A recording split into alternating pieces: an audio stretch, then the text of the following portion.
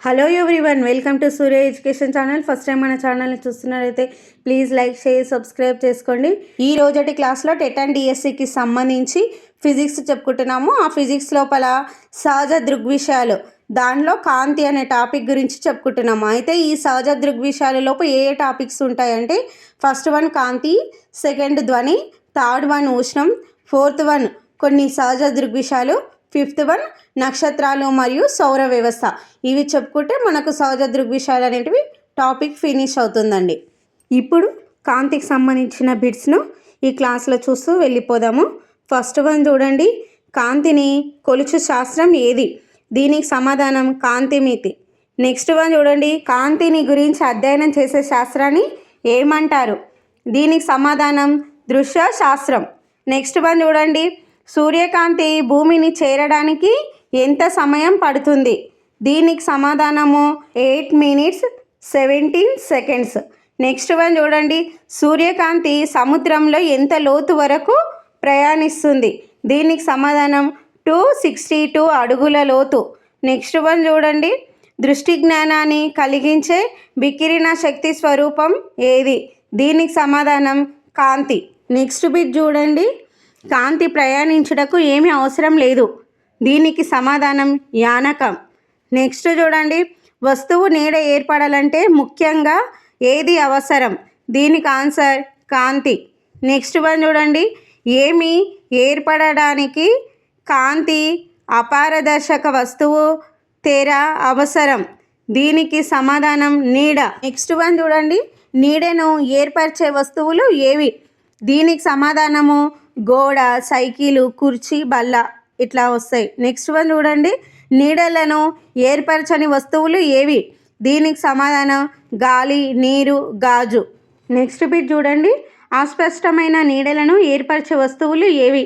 దీనికి సమాధానం నూనె, కాగితం, పాలిథిన్ కవరు.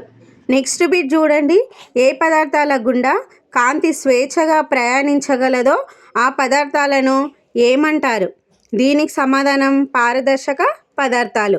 నెక్స్ట్ వన్ చూడండి, కాంతిని తమ గుండా కొంత భాగం మాత్రమే ప్రసారం చేయగల పదార్థాలను ఏమంటారు? దీనికి సమాధానం పాక్షిక పారదర్శక పదార్థాలు.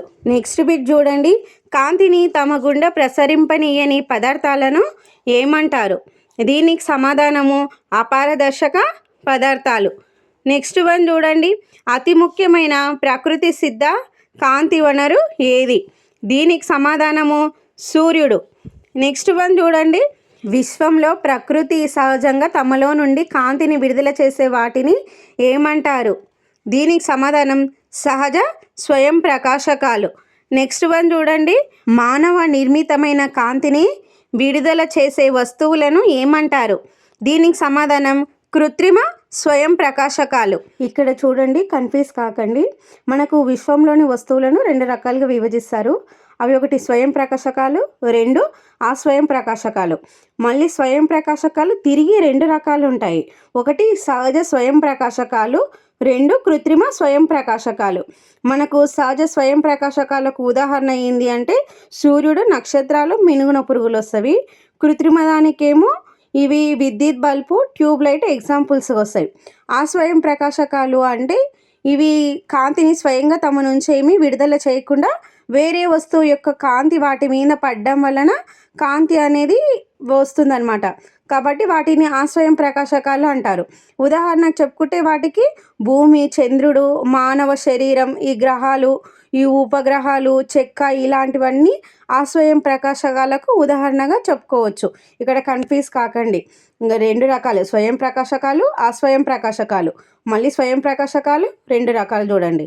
నెక్స్ట్ బిట్ చూడండి, పిన్ హోల్ కెమెరా తెరనందు తలక్రిందులైన ప్రతిబింబం ఏర్పడుటకు కారణమైన కాంతి యొక్క లక్షణం ఏది?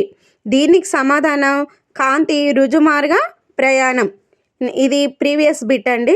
నెక్స్ట్ వన్ చూడండి, పెరిస్కోప్ ఏ సూత్రంపై ఆధారపడి పనిచేస్తుంది? దీనికి సమాధానం కాంతి పరావర్తన సూత్రం. నెక్స్ట్ వన్ చూడండి, మానవునికి దృష్టి జ్ఞానం కలగడానికి కారణం ఏమిటి? దీనికి సమాధానం కాంతి పరావర్తనం. నెక్స్ట్ బిట్ చూడండి, సమతల దర్పణం లంబంతో ఒక పతన కిరణం 60 degrees కోణం చేసిన దర్పణ తలమునకు మరియు పరావర్తన కిరణంనకు మధ్య గల కోణం ఎంత? దీనికి సమాధానము 30 degrees. ఇది ప్రీవియస్ బిట్ అండి. నెక్స్ట్ వన్ చూడండి. పతన కిరణం సమతల దర్పణంతో 30 degrees కోణంతో చేస్తున్నప్పుడు పతన కిరణానికి పరావర్తన కిరణానికి మధ్య గల కోణం ఎంత? దీనికి సమాధానము 120 degrees. ఇది కూడా ప్రీవియసే. నెక్స్ట్ వన్ చూడండి. సమతల దర్పణంలో పతన కోణం 30 degrees అయినా పరావర్తన కిరణం లంబంతో చేసే కోణం ఎంత? దీనికి సమాధానం 30 degrees. ఇది కూడా ప్రీవియస్ బిట్ అండి. నెక్స్ట్ బిట్ చూడండి. వస్తువు పరిమాణంతో సమాన పరిమాణం గల ప్రతిబింబంను ఏర్పరిచే పార్శ్వ విలోమం ఈ దర్పణంలో ఏర్పడుతుంది. దీనికి సమాధానం సమతల దర్పణం. నెక్స్ట్ వన్ చూడండి. సమతల దర్పణంపై పతన కోణాన్ని తగ్గించినప్పుడు ఏమి జరుగుతుంది? దీనికి సమాధానం పరావర్తన కిరణం లంబం వైపుగా జరుగును. నెక్స్ట్ బిట్ చూడండి. తెరపై ఏర్పడగల ప్రతిబింబాన్ని ఏమంటారు? దీనికి సమాధానం నిజ ప్రతిబింబం. నెక్స్ట్ వన్ చూడండి. తెరపై ఏర్పడలేని ప్రతిబింబాన్ని ఏమంటారు? దీనికి సమాధానం మిథ్యా ప్రతిబింబం. నెక్స్ట్ బిట్ చూడండి. ఒక కాంతి కిరణం కుంభాకార దర్పణం ప్రధాన అక్షం వెంబడి దర్పణంపై పతనం చెందిన పరావర్తన కోణం విలువ ఎంత? దీనికి సమాధానం 0 degree. ఇది ప్రీవియస్ బిట్ అండి. నెక్స్ట్ వన్ చూడండి. నిజ మరియు చిన్నదైన ప్రతిబింబంను పొందుటకు పుటాకార దర్పణము ముందు వస్తువును ఉంచవలసిన స్థానం ఏది?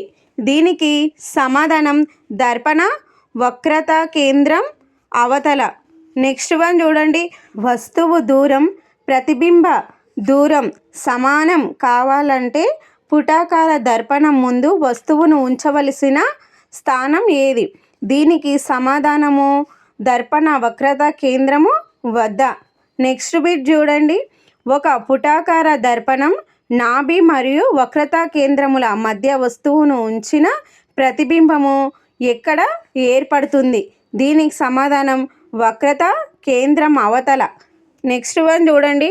ఒక వస్తువు పుటాకార దర్పణం ముందు దాని నాభి వద్ద ఉంచినప్పుడు ప్రతిబింబం ఎక్కడ ఏర్పడును?